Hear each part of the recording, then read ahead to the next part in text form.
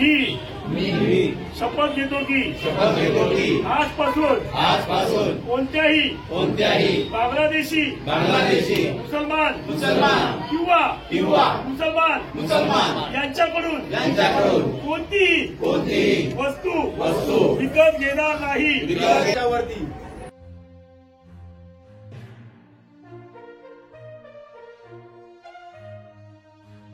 हिंदुस्थानचं एक ब्रीदवाक्य आहे, आज यशाची चालवी चालले, आपल्याला आजादी मिळाले, पण आज आपण आजाद देश के गुलाम आहोत, आजाद देश के गुलाम आहोत। लाच घातल्याशिवाय अहो म्हणतोय ना, अरे आमच्याशी तुम्ही पाकिस्तान आमच्याशी लढता, अरे केवढा हिंदुस्थानी, केवढं तुमचं पाकिस्तान, एवढा मोठा हिंदुस्थान, अरे खड्ड्यात गेला पाकिस्तान। अरे कसला पाकिस्तान प्रत्येक वेळा आम्ही पाकिस्तानला हरवतो। प्रत्येक ठिकाणी हा निश्चित करताय, पण खरोखर आपण घरात बसून चालणार नाहीये। जसं कांबळे साहेबांनी आणि आमच्या विरोधकांनी सांगितलं, त्यामुळे आपणही काहीतरी एक संकल्प केला पाहिजे। प्रत्येक मुसलमानाच्या आज तावडीला आपण दानीला जातोय, प्रत्येक आता आपण हेच घ्या कांबाडीपुरात किंवा या ठिकाणी आपला मराठी माणूस जर गेला तर वेगळी वागणूक भेटते, पण आपण सर्वांना सामावून घेतो। ही चुकी आपल्यापर्यंत आता दिसण्यात आली आहे। ज्यांच्या घरात जे आज हे दुखणं झालेलं आहे त्यांना ते माहिती आहे की आज गेले कशासाठी आणि करून काय आले। तर आमचं एवढंच म्हणणं आहे, जसं आता दत्ता केळकर बोलले, आपण स्लो पाहिजे ना, आपणही खेळायला शिकलं पाहिजे। मोदी साहेबांनी कसं केलंय, आज आपले पंतप्रधान त्यांनी खरोखर डोकं चालवलंय की असं युद्ध करून किंवा काय करून नाही, तर त्याचं पाणी पहिलं बंद करा, आणि जे पाणी बंद करून आपणही ठरवलं पाहिजे की त्यांनी पाणी बंद केलंय। सगळे त्यांचे जे हेवे दावे जे चालू आहेत ते इंटरनेट सगळे बंद केलेत। आणि आपण काश्मीरमध्ये भ्याड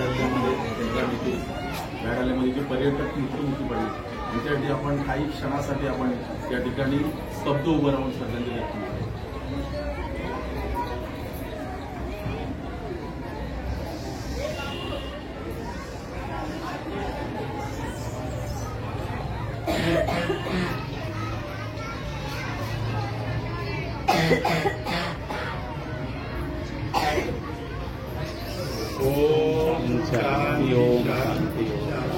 आज प्रतीक्षा नगर मध्ये माऊली प्रतिष्ठानतर्फे आज श्रद्धांजली कार्यक्रम, आज जिथे काश्मीरमध्ये झालेला जो भ्याड, आज जे काय आपले मराठी बांधव तिथे मारले गेले, आज जातपात विचारून मारले गेलेत, आणि खरोखर यासाठी आपण काहीतरी एक निश्चय केला पाहिजे। यासाठी आज आम्ही सगळे इकडे एकत्र बसलो।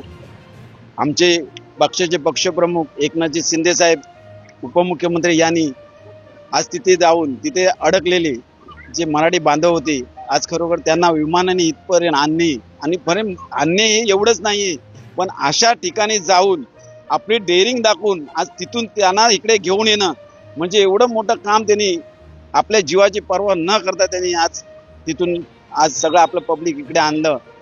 आणि जसं आपले पंतप्रधान मोदी साहेबांनी जसं पाकिस्तानचं पाणी बंद केलंय, तसं पाणी बंद म्हणजे त्यांनी एक धडा शिकवून दिला की आम्ही तुमचं पाणी बंद करू शकतो, तुम्हाला हाय करून मारू। त्या पद्धतीने आपण आपल्या मुंबईमध्ये जेव्हा आपण काही खरेदी करायला जातो किंवा काही करायला जातो, तर मराठी माणूस जो काही धंदा करत असेल त्याला प्राधान्य द्या। आणि हा त्यांनी जातपात करून जर मारला असेल, आणि जे मुसलमान असतील, बंगाली मुसलमान असतील, आणि ते आपल्या मुंबईत वास्तव्याला आहेत, त्यांनाही गव्हर्नमेंट बाहेर काढते, पण खरोखर ते धंदा कुठे करत असतील किंवा बाजूला आपल्या काय घडत असेल तर खरोखर आपल्या इथल्या स्थानिक पोलीस स्टेशनला कळवा, जेणेकरून त्या फेरीवाल्यांकडे आपण कोणताही व्यवहार करणार नाहीत, कोणत्याही ठिकाणी असू देत, कोणताही व्यवहार त्यांच्याशी करणार नाही, ही त्यांना अद्दल घडवा। आणि खरोखर या सगळ्यासाठी आपण सगळे एक होणं गरजेचं आहे। आणि या मुंबईमधून पुरा महाराष्ट्रभर असं दाखवून द्या की आपण मराठी म्हणून एक झालेलो आहोत, सगळे बांधव एकत्र झालेले आहेत आणि या लढ्याला आपण उतरलेलो आहोत। फक्त पंतप्रधान किंवा मुख्यमंत्री उपमुख्यमंत्रीत लढून फायदा नाहीये, तर त्यासाठी आपल्या जनतेचंही सगळ्यांचं सहकार्य लाभलं पाहिजे। आज खरोखर आपल्या गोरगरिबांना तिथे मारलेलं आहे, त्यांच्या घरावर बितलेलं जे संकट आहे त्या संकटाला सगळ्यांनी सामोरं जायचंय आणि त्यांना धडा शिकवायचा आहे। एवढंच बोलून मी श्रद्धांजलि अर्पित करतो. संकल्प लिया है ये माउली प्रतिष्ठान के माध्यम से, यहाँ पर जो ज्येष्ठ नागरिकों ने कार्यक्रम रखा उसमें हम लोग ने संकल्प लिया है, जैसे आज हमारे पास ताकत बहुत है लेकिन हम सर्वसाधारण आदमी हैं, हम जाके उधर वहाँ पर फायरिंग वगैरह ये सब काम नहीं कर सकते. इसके लिए मैंने एक राय पब्लिक को दी कि हम लोग फायरिंग तो नहीं कर सकते लेकिन हम लोग बिना फायरिंग के उनको तकलीफ दे सकते हैं. वो तकलीफ ऐसी है कि हमारे पास शस्त्र है लेकिन हम चला नहीं सकते. फिर हम कौन सा शस्त्र चलाएंगे? वो शस्त्र चलाने का मतलब हम लोग कोई भी मुसलमान के पास, कोई भी बांग्लादेशी मुसलमानों से कोई भी चीज ना खरीदे, ये हम आह्वान कर सकते हैं. और वो अपने पैसे होंगे जो हम कहाँ इस्तेमाल कर सकते हैं. ये हमारा सबसे बड़ा शस्त्र है कि उनको नेस्तनाबूद करने का ये हमारा एक तरीका है. और ये जो तरीका हम लोग ने अपनाया तो वो लोग अपने आप कंट्रोल में आ जाएंगे कि कोई भी हिंदुस्तानी हमसे यहाँ पर कोई चीज खरीदना नहीं है. उसका जवाबदार पाकिस्तान है और ये पाकिस्तानी को सबक मिलेगी.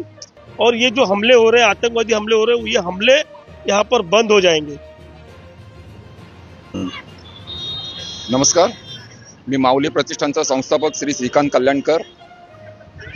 खरोखरच 22 एप्रिलला जी घटना घडली, फार हृदयद्रावक घटना घडली ही. आणि त्यानिमित्त माऊली प्रतिष्ठानच्या वतीने आम्ही एक संकल्प केला आहे की कुठल्याही परिस्थितीत आपल्याला जर कुठला व्यवहार करायचा झाला, आर्थिक व्यवहार, तर तो फार विचारपूर्वक करायचा आहे. आणि मुसलमान ह्या लोकांकडून हा आर्थिक व्यवहार आपल्याला करून घ्यायचाच नाही आणि त्यांच्याबरोबर आपल्याला आर्थिक व्यवहार करायचा पण नाही.